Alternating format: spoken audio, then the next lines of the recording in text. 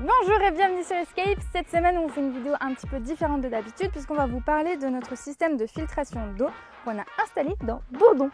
Donc on va vous expliquer comment on l'a installé, le rôle de chaque filtre, comment ça fonctionne et pourquoi en fait on choisit de filtrer notre eau. Alors évidemment en France et dans plein de pays d'Europe on a une eau potable en sortie de robinet, mais c'est pas parce qu'elle est potable qu'elle n'a pas à l'intérieur des bactéries, des champignons, des germes.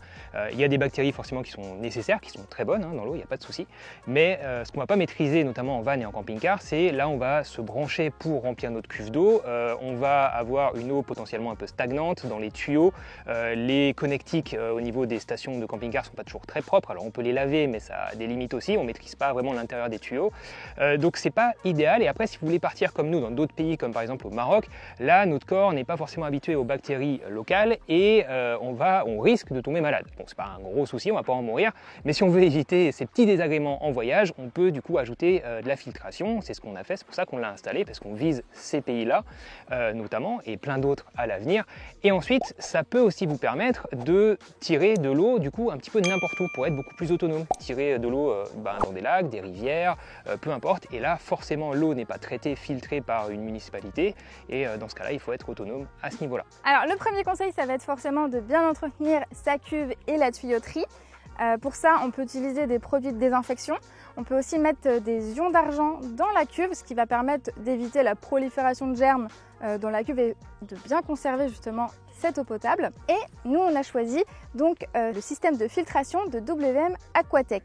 On a deux systèmes de filtration. On va avoir la préfiltration pour ce qui va être de l'eau qu'on va pomper par exemple dans les lacs et les rivières où il va y avoir forcément des grosses choses dans... Enfin des grosses... Alors on va pas filtrer les bateaux, on va filtrer le sable, par exemple le pollen, enfin voilà les choses qui vont stagner dans l'eau. Et ensuite un système de filtration pour purifier l'eau, enlever les bactéries, les virus, enfin voilà tout ça. Donc là on va commencer par la préfiltration qui nous on l'a installée dans le coffre. Alors on commence ici avec cet embout, donc c'est un embout Gardena, donc c'est assez facile de trouver l'adaptateur pour brancher votre tuyau. Vous allez avoir une pompe à succion donc qui va aspirer l'eau, elle va rentrer par là et elle va aller dans les trois prochains filtres. Le premier c'est un filtre 50 microns qui va retenir le sable, les matières végétales. Ensuite on a un filtre 10 microns qui va retenir le pollen et tout ce qui va rendre une eau trouble.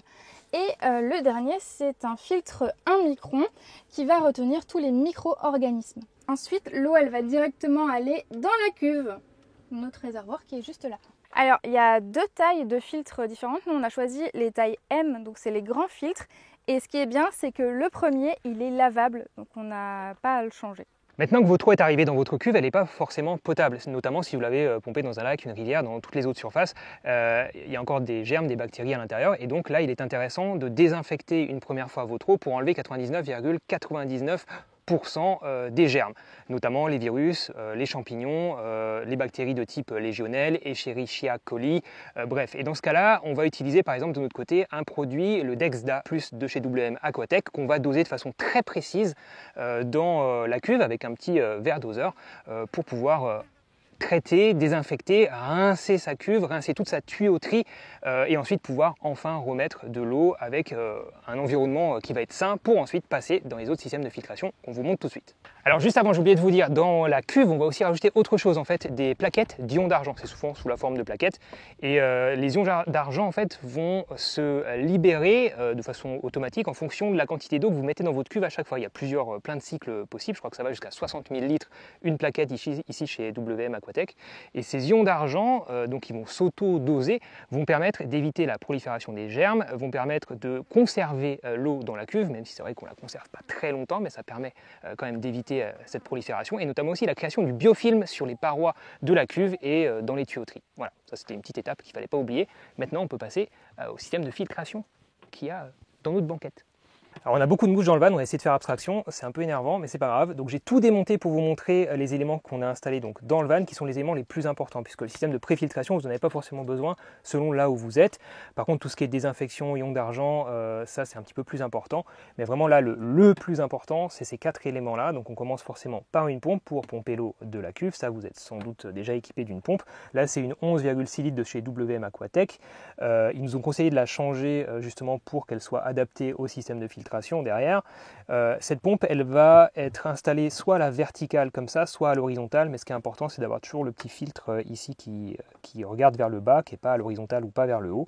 Mais ça, encore une fois, vous le savez déjà si vous avez une pompe, vous avez sans doute une pompe dans votre véhicule. Et ensuite, cette pompe va envoyer l'eau, on va essayer de ne pas tout faire tomber, va envoyer l'eau dans un premier filtre ici, qui est un filtre à charbon actif, qui va venir se fixer pareil à la verticale, qui va potentiellement être combiné avec ici la LED UVC sur un support commun. C'est possible, c'est une option qu'on avait. Nous on a démonté ce support commun pour essayer de gagner de la place et finalement l'installer un petit peu différemment dans notre véhicule. Je vous montre tout à l'heure l'installation finie. Mais ce qui est important pour moi de vous montrer ici, avant que Mylène vous explique à quoi sert exactement ce filtre à charbon actif, c'est de vous montrer cette vanne ici, qui est une vanne anti-inondation, qui permet de couper l'arrivée d'eau, l'eau qui arrive depuis la pompe, pour pouvoir ensuite démonter le filtre, le changer, sans que du coup il y ait de l'eau partout dans le véhicule. Donc il y a une petite vanne comme ça installée, qui s'installe normalement de ce côté à l'extrémité, et nous on a mis deux raccords coudés à 90 degrés pour que ça prenne un peu moins de place. Donc là c'est des petits raccords qu'on peut trouver en magasin de bricolage facilement. Et puis voilà pour l'installation, et je laisse Mylène du coup vous expliquer à quoi sert ce filtre à charbon. Alors ce premier filtre à charbon actif permet de retenir les polluants et les substances aromatisantes comme les métaux lourds, les pesticides, les résidus de médicaments ou le chlore par exemple. Et en même temps, ça permet de protéger les différents dispositifs qui viennent juste après, puisqu'il a une finesse de 10 microns. Donc ensuite, on arrive au système de LED UVC qui se positionne bien dans ce sens-là à la verticale, avec l'entrée d'eau en bas et la sortie d'eau en haut. On a vraiment un système qui va de bas en haut, comme ceci. Il va s'activer, cette LED, elle va s'activer de façon automatique, donc elle est connectée ici, hop, à la pompe. Et elle va en fait tout simplement choper l'information du déclenchement de la pompe. Alors ça va pas être facile de vous montrer le câblage ici. Hop, donc là on a les deux câbles qui arrivent depuis le tableau électrique, donc en 12 volts. On va alimenter ici le détecteur de pression de la pompe, et on va aussi alimenter ici le système de LED UVC, et on va venir piquer sur la pompe entre son capteur de pression et l'alimentation du moteur de la pompe. On va venir ici, grâce à ce câble-là, venir donner l'information à la LED UVC que la pompe est active ou non. Voilà, donc il y a juste ce petit piquage à faire ici. Il faut couper le câble ici entre le système ici de détection de baisse de pression et le moteur de la pompe. Et puis après, toutes les masses, elles sont connectées entre elles, ça, il n'y a pas de souci. Petite chose, chez nous, il manque juste un fusible 2 ampères qu'il va falloir rajouter pour protéger le système LED UVC. Alors, elle s'allume automatiquement dès que l'eau est prélevée, et elle garantit une désinfection allant jusqu'à 99,999% en fonction du débit. Elle est sans produits chimiques, elle ne demande pas d'entretien, elle a une faible consommation d'énergie, et en plus on peut l'intégrer à un système d'eau claire déjà existant. Et donc à la sortie de la LED UVC, on arrive enfin dans le dernier élément, c'est un élément filtrant combiné. Donc c'est pareil, on a mis deux raccords coudés à 90 degrés pour que ça prenne moins de place, avec ici pareil une vanne d'arrêt pour éviter l'inondation du véhicule quand on a besoin de changer le filtre. Donc là c'est une taille M, pareil, avec une clé spéciale, on peut dévisser et changer le filtre. Et donc nous il est installé vraiment au fond là-bas, là où on a un petit peu plus de profondeur, puisqu'il est un petit peu plus grand que le filtre à charbon. Et ensuite l'eau elle part donc dans notre tuyauterie vers les différents robinets, l'évier, la douche, voilà. Sachant que ce dernier filtre là, le filtre combiné, il est vraiment nécessaire que pour l'eau qu'on va boire. Il n'est pas indispensable pour prendre sa douche, il n'est pas indispensable pour une douche extérieure ou pour faire la vaisselle par exemple. Donc c'est vraiment lui pour vraiment la dernière étape de filtration de l'eau qu'on va boire. Tout ça pour dire qu'on peut l'installer sous l'évier et pas forcément à cet endroit-là, mais vraiment juste avant de tirer l'eau sous l'évier, ça suffit largement. Nous on l'a mis ici parce qu'on voulait pas perdre de place sous l'évier, on n'en a pas beaucoup. Et en plus comme ça tout est au même endroit, et puis au final ça rend toutes les sorties d'eau vraiment potables. Donc on s'est dit pourquoi pas. Alors ce dernier filtre, c'est le plus important. C'est celui qui va filtrer au maximum votre eau. Donc on va avoir un bloc de charbon actif une nouvelle fois, mais celui-ci à 5 microns. Et il va être entouré d'un filtre stérile qui a une finesse de 0,15 microns. Et cette combinaison de filtration va permettre de retenir et d'éliminer les agents pathogènes dans l'eau à 99,9999%. %. Donc là, on va avoir les mêmes propriétés que le premier filtre à charbon. Donc il va aussi encore retenir tout ce qui est métaux lourds, pesticides, le pollen, la rouille, voilà, tout ce qu'on peut trouver dans l'eau. Et là, votre eau, elle va être très bien filtrée et directement potable. Donc voilà, une fois monté, installé, la place que ça prend, on pourrait encore un petit peu optimiser ici avec la pompe, mais j'ai pas envie de risquer de pincer les tuyaux d'eau.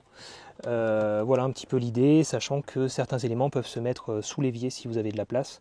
Nous on a perdu pas tellement de place ici au final dans la banquette. On peut encore en mettre un petit peu de rangement en dessous, c'est pas forcément l'idéal, mais au moins vous avez une idée de ce que ça donne. Là on a essayé d'optimiser encore une fois avec les raccords coudés à 90 degrés pour perdre le moins de place possible. Après toutes ces explications, il est quand même important pour nous de préciser que tout ça, ça ne forme pas une solution miracle pour rendre n'importe quelle eau potable. Certains métaux lourds, certains virus, certaines substances chimiques, certains gaz ou encore certaines substances organiques non volatiles ou synthétiques peuvent toujours passer à travers toutes ces barrières. Il reste donc toujours très important d'avoir comme premier filtre le bon sens et la prudence lorsque vous avez un doute sur l'origine de l'eau que vous vous apprêtez à boire. Bon, au niveau de l'installation, vous aurez compris que c'est pas très compliqué, c'est juste des tuyaux à raccorder dans le bon ordre. On s'est foiré une première fois et ensuite c'était bon. Mais si vous avez des questions, vous nous les posez dans les commentaires, on y répondra. Et puis si vous voulez plus d'infos sur les produits, on met les liens vers WM Aquatech dans la description, qu'on remercie beaucoup pour ce partenariat. Oui, parce que maintenant on est serein pour aller au Maroc et puis partout ailleurs dans le monde. Donc, et être cool. Autonome en fait, même en France, on peut tirer de l'eau partout, c'est trop cool. Ça c'est trop cool. Donc voilà, si vous avez des questions encore une fois, dans les commentaires. Et puis à très bientôt, on se retrouve mercredi pour la suite de nos aventures, direction le Maroc. Normalement mercredi, on est arrivé au Maroc, normalement. Donc à bientôt. Ciao. N'oubliez pas de mettre un petit commentaire, de vous abonner, de mettre la cloche. Une goutte d'eau. Un petit pouce aussi. Une goutte d'eau. Et une goutte d'eau et un dromadaire et un crabe et une tente. Tout ça. Voilà. Et si tu n'as pas compris pourquoi il fallait mettre une tente, il faut regarder la vidéo de la semaine dernière qui est là. Je suis sûr que ça va être de trop. Et non, c'est bon. Il faut mettre, il y a quelqu'un qui a dit mettez pas une tente, mettez un chapiteau. Ah ouais, mais c'est abusé, non? Mais c'est trop bien un chapiteau. Un cirque, un chapiteau de cirque. Allez, ciao. Allez, vieux.